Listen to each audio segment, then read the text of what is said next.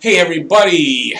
Okay, so in this video I'm going to try to demonstrate how important it is for not only Montreal, but especially for Montreal to have a decent backup goaltender. Now we all know that one of the main things that Montreal has to do in the off-season coming up is to acquire a backup goaltender for Carey Price because they really haven't. I'm going to kind of demonstrate here that they haven't had a quality backup goaltender in the last 10 years. The backup Price, and how important it is in today's game, especially now, to have two goalies, not just one, and somebody that can play a few games. It's no longer that way. You don't want your goalie any longer to play 65, 70 games like now in the 80s and maybe even in the 90s. I remember like Grant Fuhr playing almost every game.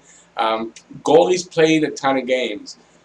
It's not like that anymore. You really, the best teams have, maybe not all the best teams, but I think the trend is going to having two goaltenders that can almost split duties, and that way you've got one solid, one fresh. And look, an example is Boston.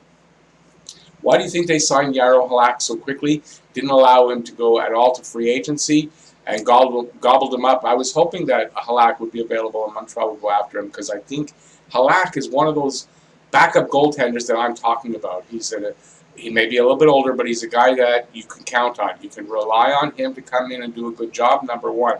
You can rely on him to come in onto your team, and he's going to be able to play 30, 35 games, because that's probably the sweet spot, really, for a backup goaltender, is somewhere between 30 to 40, really, I think. Because you have some teams that literally are almost splitting duties. So I think it's trending this way, where you may have a star goalie, but you have another goalie there that's good and will play a lot of games and allow your star goalie to be ready for the playoffs, should you make it that far. And you know what? Maybe a key to making it that far, I'm hoping I can show that, is that backup goalie who can get the extra wins that can push the team into the playoffs. So here we go, I guess. I talked enough. Let's take a look at it. I'm just going to pause for a second and get ready. I'm actually really glad I did, because I wasn't sure what I was going to talk about, and I got myself back set. Okay, so what we're going to look at here are the goaltending situation from 2010-11 right through to today. Price and his goalies the goalies that played, and their games played and their wins, just to demonstrate how important a quality backup goaltender would be. And the reason why I'm doing this video, by the way, I should say, there was an article that was on FanSide. I get FanSide. It gives me articles from a few different places. And this article was about the possibility of Montreal trying to trade for Pittsburgh Penguins' Matt Murray, who Pittsburgh's in that situation where they can't really afford both their goalies. I think they're both up for. I think Murray actually has a year left on his contract, and Tristan Jarry, I think they have to decide whether they re-sign him to a long-term deal or they kind of rework Murray's contract. I don't think Murray's a free agent next season, but I could be wrong on that. But this is what is in my head, and no, I didn't do a script for this. So it got me to thinking that Montreal, yeah, Murray would be good. A guy like that would be good. That's the type of goaltender that Montreal needs to go after. First of all, to give Carey Price some time off so that he doesn't have to play 60, 65 games and maybe the last 25 games of the season without a break. And then he's not really fresh for the playoffs. So it's kind of important. And that article I was going to do an article on that, on maybe going after Murray, and then I thought of, let's take a look and see how important it is for Montreal to have that kind of goalie, because there's other goalies out there like Matt Murray that we could pick up. So it doesn't have to be focused on Matt Murray. Okay, so in 2011, we'll go by the last year. I don't want to read the whole thing. So it was Price and I'll. Price started 72 games. I'll 16. Although I should say that's more than 82, but somewhere probably Price had to come in to spell all on a couple of the starts. And maybe once or twice the other way around, you never know. 38 wins for Price, 6 for I'll. So that's 6 wins and 16. It's not horrible, but it's also got to be a little bit better, because you could say, and I didn't go back to look to say, okay, is that a year they made the playoffs or not? I really didn't. It's not for that I'm sort of saying, but I don't want to go that far. Just want to show how important it is for the regular season to have a quality backup for Carey Price. Okay, so you know, a guy is starting 16 games, or he's in 16 games, you might want to see 8 wins there, 9 wins. Quality backup. Next year, 2012, Price and Budaj.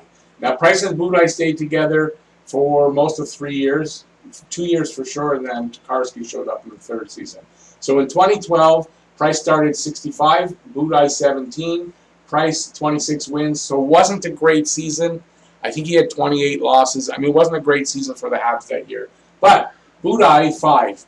Again, should have been a little bit higher, and you never know. Listen, if the backup goalie's playing that well, he'll have more starts and he'll have some more wins, and that might have contributed a little bit to that season, right? 2013, Price and Budaj, 39. It was lockout season, by the way. I'm not 100% sure. I didn't know if 2012-13 was, but I think it was. That's where they got the new CBA that we're working on right now. And so there was 48 games, 39 starts for Price and Budaj, 13, or they had appearances in. I don't know exactly how many starts. 21 wins for Price, 8 for Budaj. Now that wasn't bad. 8 wins and 13 starts. Can't really complain there. Budaj actually was a pretty decent backup. Not that I would like to see someone a little bit better than that, but Budaj was probably the last decent backup that he had. The next season, it was Price, Budaj, and at the end of the season, I think the trade deadline, they traded Budaj, and then came Dustin Tokarski. It was a good yeah, it was a good year. 59 starts for Price, 34 wins, so that's pretty decent. 24 for Budaj, 10 wins. Again, could have been a little better. Could have been a little better. 24, you want to see maybe 15 wins there. That's 5 wins possibly that a guy like Matt Murray, a guy like Jaro Halak, they would probably get you. So you see how important it was there.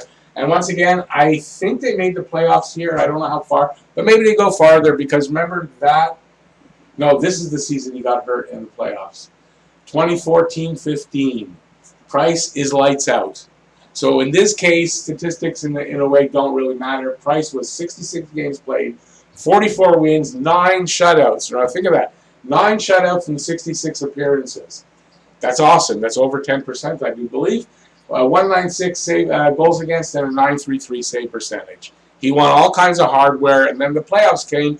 We were in against the Rangers, and that's the Chris Kreider taking Price out of the playoffs. And in comes Tokarski. He's a young kid, and he couldn't do the job.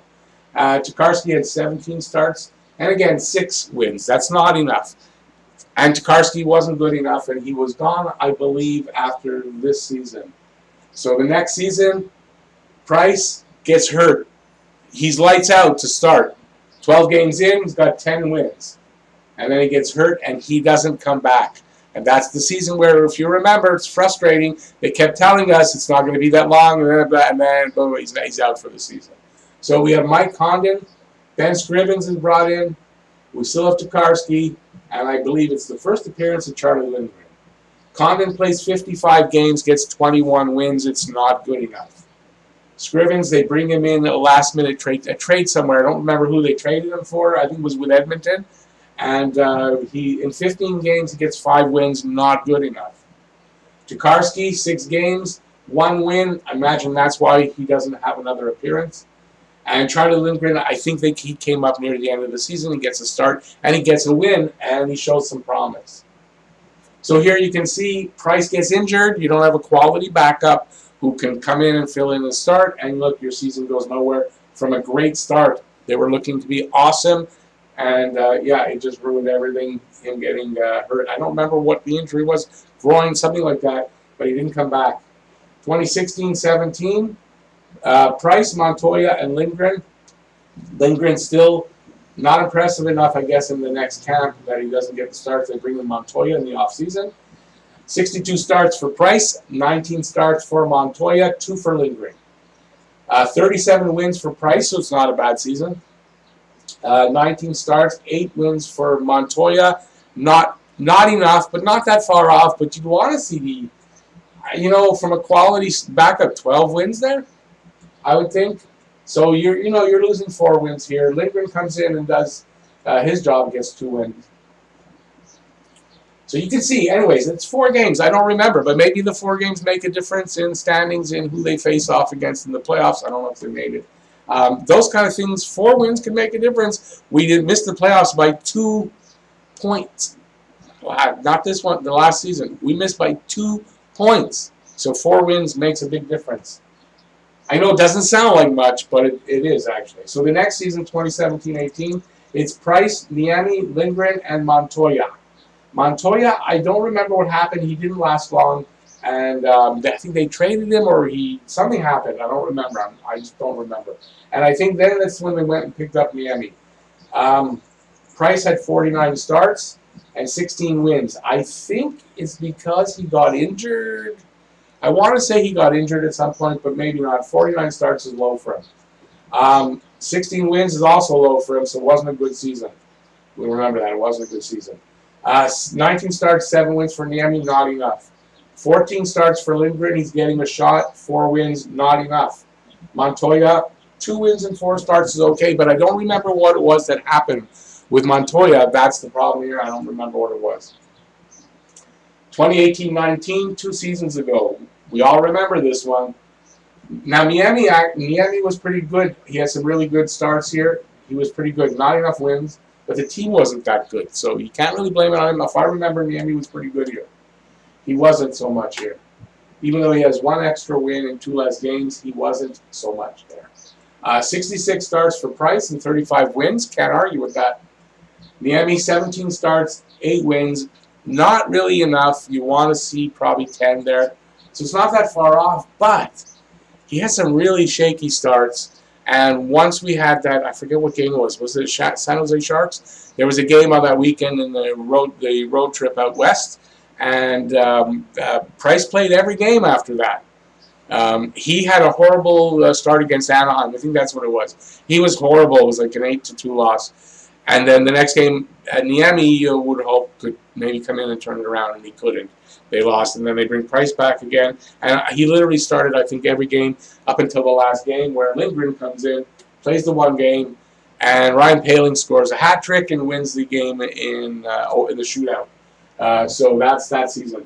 So I wrote here, Price played all of the last 28. I'm not sure if it was 28 or 25, but all of those right up until the end with Lindgren. But Niemi wasn't good enough. And he wasn't that old. He's 35. It's not that old. But his career, I guess his game was falling apart. So very important that if we have somebody else but Niemi there, it makes a difference. And here, because this is where we lose by 2 points. We lose by 2 points. Niemi could 2 extra wins here, and we're in. That's kind of how close it was, right? 2019-20, not finished yet, but Price, Lindgren, Kincaid, and Primo. Kincaid was a disaster.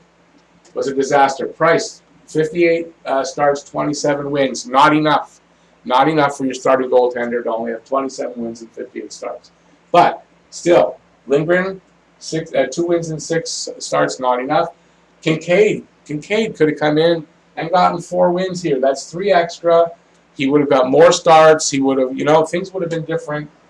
Not capable. Primo did come in, shaky his first start in the first period, and after that looked great. 2 starts, 1 win. I think it was a shootout loss in the first start, so it was close. It was something like that, and so Primo definitely looks promising. Now, you want to bring in a quality guy like a Matt Murray, because you know that if he gets his 30 starts, he's probably going to bring you 15 to possibly 20 wins.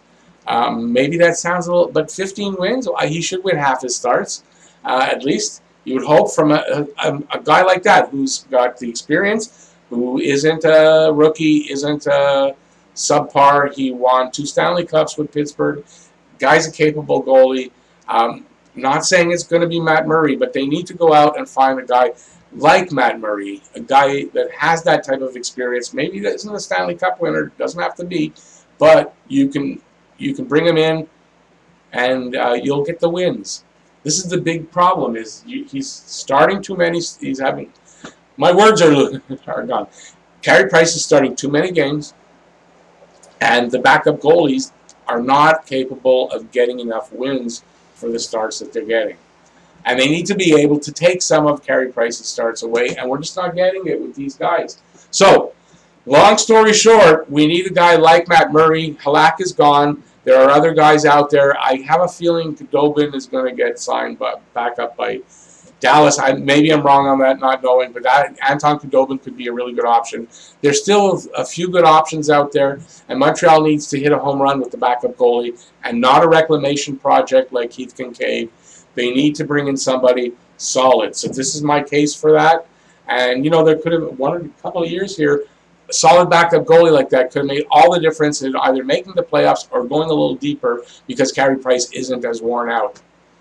So there you go. I know Price likes to play a lot of games, but sometimes, you know, especially he's 32 years old, he needs a little bit of a rest. Okay, so there you go. Totally unscripted. Didn't think I'd get through the whole thing without having to do a second take. I've been doing second, third, fourth takes for a long time. And this one went off without a hitch first time. So that's pretty good. Having a good day. It's super hot here in Montreal. And yeah, I didn't think it would go off. Anyway, thanks for watching. If you liked the video, give a thumbs up. I really appreciate that. While you're down there, let me know what you think about what I'm saying. And if you have any goalies in mind, let me know in the comment section. Love to hear that. And what else do I say? While you're down there, if you haven't subscribed already, please subscribe and ring the notifications bell. And that's going to get you your daily fix of Blue Blanc Rouge right here at Talkin' Habs. So that's it. Thanks for watching. Stay safe out there, everybody. Please wear a mask when you're out in the public as much as you can. And that's it. What else do I say here? I think I say peace out. Peace out. See you next video. Goodbye, y'all.